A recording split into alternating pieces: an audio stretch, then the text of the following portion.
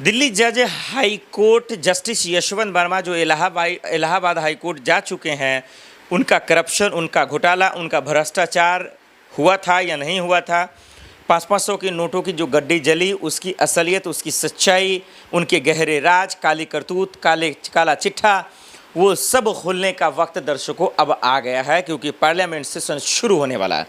जिस वक्त मैं ये वीडियो शूट कर रहा हूँ, 48 से 72 घंटे के बाद संसद सेशन सत्र जो है शुरू हो जाएगा, और उसमें जो मुख्य बातें होंगी जस्टिस यशवंत वर्मा को लेकर, चुनाव आयोग को लेकर, और भी बहुत सारे मुद्दे होंगे जिसकी विपक्ष तैयारी तो कर चुका है। लेकिन समझिए इस जस्टिस यशवंत वर्मा की होशियारी, सुप्रीम कोर्ट की टिप्पणी, कानून व्यवस्था की नाकामी और बीजेपी मंत्री की मिली भगत से बचाने की साजिश को जरा सा पकड़िएगा, इस चक्रव्यूह को समझिएगा और समझिएगा कि ये कितनी होशियारी से जस्टिस यशवंत वर्मा बचते गए, इनको बचाया गया। और अब तक 3 से 4 महीने हो गए, उपराष्ट्रपति तक के बयान आ गए, कपिल सिब्बल और महमूद पराचा लगातार बोलते रहे, कोई फर्क नहीं पड़ा। किस तरीके से आंख पर आंख रखकर, कान को बहरे कर, किस तरीके से सरकार देखती रही और पूरी तरीके से मुंह में दही जमाकर गूंगा बनने का नाटक करती रही, वो हम सबके सामने है। दर्शकों, एक बार मैं सिर्फ ब्रीफ कर देना चाहता हूँ, फिर बताता हूँ कि जस्टिस यशवंत वर्मा का अब इलाज क्या होगा। वो जेल जाएंगे, वो सलाखों के पीछे जाएंगे, अब सदन के अंदर से फैसला होगा, संसद से फैसला होगा, ओम बिरला जी फैसला लेंगे, राष्ट्रपति या प्रधानमंत्री जी या फिर सुप्रीम कोर्ट। अब हम आपको खोलकर बताना चाहते हैं और समझाना चाहते हैं। अब ये समझना पड़ेगा कि ये चीज़ है, सब चीज़ ठीक है, ये समझना पड़ेगा। अब देखिए जरा सा, जस्टिस यशवंत वर्मा को परखिए, उनके मामले को परखिए। उनका मामला ये है कि दरअसल जब 500 की नोटों की गड्डी उनके बंगले पे जलता है तो फिर वो वीडियो वायरल होता है। दमकल के अधिकारी वायरल करते हैं, कमिश्नर अमित शाह जी को फ़ोन कर इसकी जानकारी देते हैं। सब तो यही कहेगा ये पैसा किसका था, क्या ये जज साहब ने रिश्वत लिया था या किसी काम के बदले पैसा लिया था। तरह तरह के लोगों के मन में सवाल है, जो सवाल वाजिब है और होने भी चाहिए और लाजमी था। हम सब ने तमाशा क्या देखा? हम सब ने तमाशा देखा कि जस्टिस यशवंत वर्मा का बयान आता है, ये पैसा मेरा नहीं है, ये पैसा कहाँ से है मुझे पता नहीं, मेरा परिवार तो वहाँ था ही नहीं। वाह वाह वाह वाह, कितनी इंसाफ, कितने ईमानदार जज महोदय साहब हैं। उसके बाद सुप्रीम कोर्ट संज्ञान लेता है, सुप्रीम कोर्ट 3 जजों की टीम बनाता है और 3 जजों की टीम में अलग अलग स्टेट्स के जस्टिस होते हैं, पूर्व जस्टिस होते हैं, और वो इस बात को लेकर जो सरकारी वकील हैं, इसके साथ फोरेंसिक रिपोर्ट है, इसके साथ साथ तमाम कॉल रिकॉर्डिंग, जितने भी दस्तावेज हो सकते हैं, सबूत हो सकते हैं, इकट्ठा कर ये 3 जजों की टीम ने ये बताया, पूर्व सीजे खन्ना साहब को दे दिया। और उन्होंने बताया कि हाँ भाई ये दोषी हैं, इनको कुर्सी छोड़ देना चाहिए, इनका इलाज करना चाहिए, इनके ऊपर FIR दर्ज कर इनको जेल में भेज देना चाहिए। लेकिन क्या पूर्व सीजे खन्ना साहब के बयानों का कोई अहमियत रहा? क्या उनका कोई डर रहा, कोई खौफ रहा? क्या किसी ने उनका जो है एहतराम किया?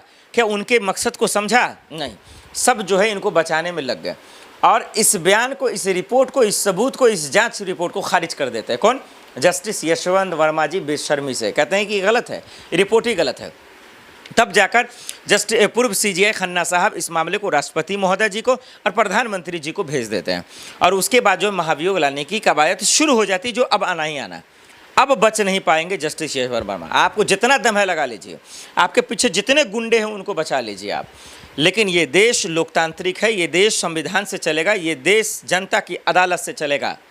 और जनता की अदालत बड़ी ख़तरनाक है और जनता की अदालत का बना बनाया मंदिर अब सदन चलने वाला है और उसमें दूध का दूध अब पानी का पानी हो जाएगा कि जस्टिस यशवंत वर्मा ने स्कैम किया, धांधली किया या नहीं, या फिर वो पैसा किसका था, अब समझ में आ जाएगा। और वो कैसे, आइए हम आपको एक एक कर समझाते हैं। तो संसद सत्र शुरू होने वाला है, बस कुछ ही घंटे बचे हुए हैं और अब जो है दरअसल जस्टिस यशवंत वर्मा को मुंह खोलना पड़ेगा, जिसको बंद कर रखे हुए थे, वो गहरे राज को वो दबोच कर रखे हुए थे, जो नहीं बताना चाह रहे थे, चाहे वो सरकार का नाम हो, सरकार के मंत्री का नाम हो, वो नहीं खोलना चाह रहे थे। पता नहीं उनके दिमाग में क्या चल रहा था।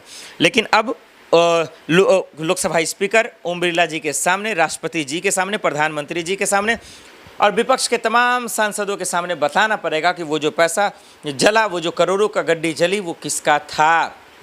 इसके पीछे कौन कौन साजिश करता था। अब उनको सदन के बीच में वो तमाम गहरे राज खोलने पड़ेंगे। क्या बीजेपी के नेता का हाथ था, मंत्री का हाथ था, किसी कार्यकर्ता का नाम था, या किसी कोई शामिल था उसमें, या कोई विपक्ष का ही शामिल था? क्योंकि अब तक जिस तरीके से वो बचकर निकल रहे हैं, जिस तरीके से वो पावर की आड़ में, क्योंकि वो जज पद पर बैठे हुए हैं, जब तक वो हटेंगे नहीं, निष्पक्ष जाँच होगा नहीं, FIR दर्ज हुआ नहीं, तो सच्चाई पता चलेगा ही नहीं, लोगों को पता ही नहीं चलेगा कि हुआ क्या था। और यही वो चाहते ही हैं कि FIR दर्ज ही ना हो। जस्टिस वर्मा साहब ये चाहते ही हैं कि जांच ना हो, क्योंकि 3 जजों की जो रिपोर्ट तैयार हुई उनको तो खारिज कर दिया उन्होंने।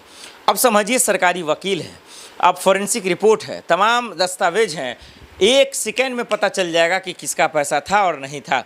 अगर थोड़ा सा कानून मजबूत हो जाए, थोड़ा सा दिल्ली पुलिस और दिल्ली एक्शन में आ जाए, एजेंसियां एक्शन में आ जाए, तो पता चल जाएगा। खैर, अब महाभियोग आएगा दर्शकों। राष्ट्रपति जी, प्रधानमंत्री जी, सरकार की तरफ से तो मिल ही चुके हैं मीडिया रिपोर्ट के मुताबिक। तमाम सुप्रीम कोर्ट में भी तमाम विपक्षी दलों की सहमति भी बन गई है। तो अब सदन शुरू होने ही वाला है और संसद के अंदर अब पता चल जाएगा कि पैसा किसका था, किसने जलाया और कौन इसके पीछे था। अब जो है कहीं ना कहीं जाकर इंसाफ होगा। और अगर दर्शकों इंसाफ नहीं होता, अब भी जस्टिस यशवंत वर्मा के खिलाफ अगर एक्शन नहीं होता, उस मामले की सच्चाई लोगों के सामने नहीं आती है, यकीन मानिए हिंदुस्तान के 150 करोड़ लोग उन लोगों को माफ़ नहीं करेंगे जो जस्टिस यशवंत वर्मा को बचाने में पूरी ताकत लगा दिए। इस देश का कानून और सिस्टम फिर वही समझा जाएगा कि ये बिका नहीं है, ये मर चुका है, क्योंकि अगर जस्टिस यशवंत वर्मा की सच्चाई लोगों तक नहीं आएगी और नहीं लोग उन लोगों को माफ़ करेंगे जो इस मामले को पर्दे के पीछे डालना चाहते हैं, मट्टी उस पर पोतना चाहते हैं, लीपा पोती कर जस्टिस यशवंत वर्मा को बचाना चाहते हैं। क्योंकि हम कई दिनों से देख रहे हैं, जो लोग अपराधी हैं, जो कसूरवार हैं, जिनकी जगह सलाखों के पीछे होनी चाहिए, उनको बचाया जा रहा है। कई ऐसे जज जो महिलाओं को लेकर गलत टिप्पणी कर चुके हैं, एक समुदाय को लेकर गलत टिप्पणी कर चुके हैं, लेकिन उन पर कोई एक्शन नहीं हो रहा है। कोई किसी को कठमुल्ला कर दे रहा है, कोई किसी लड़की के ब्रेस्ट को लेकर बात कर दे रहा है।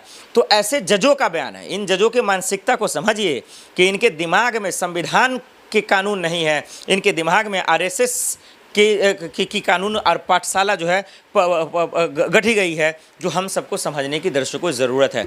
ऐसे जजों का इलाज होना भी बहुत ज़रूरी है, क्योंकि ये हिंदुस्तान का जो इंसाफ का जो मंदिर है, जो मस्जिद है, जो जगह है, वो दर्शकों सुप्रीम कोर्ट है। और सुप्रीम कोर्ट में बैठे लोग, हाई कोर्ट में बैठे लोग, अगर वो बिक जाएंगे, अगर वो बेईमानी करने लगेंगे, वो रिश्वतखोरी करने लगेंगे, तो फिर 150 करोड़ 140 से 50 करोड़ लोगों के साथ इंसाफ नहीं होगा।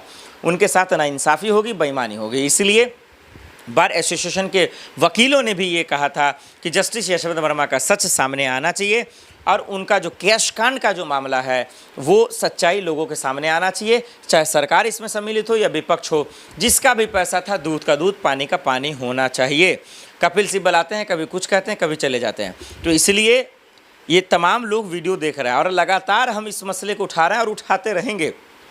1 महीने के आसपास पार्लियामेंट सेशन चलेगा, तमाम सांसद महोदय बयान रखेंगे, चाहे वो इकरा हसन हो, इमरान प्रताप गढ़ी हो, या फिर सत्ता पक्ष की तरफ से निशिकांत दुबे, तमाम लोग हो। हम उन सबसे भी अपील करेंगे कि सबसे पहले जस्टिस वर्मा पर एक्शन लें, उन पर बयान दें और इनके खिलाफ महाभियोग लाकर इनको जेल में डालें।